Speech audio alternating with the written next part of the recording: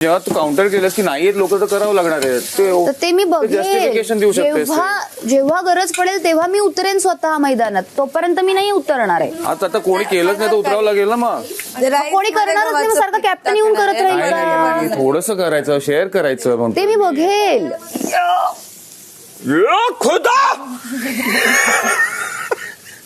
Big boss Marathi season 6 काट्यामध्ये खूप वाद होताना दिसत आहेत.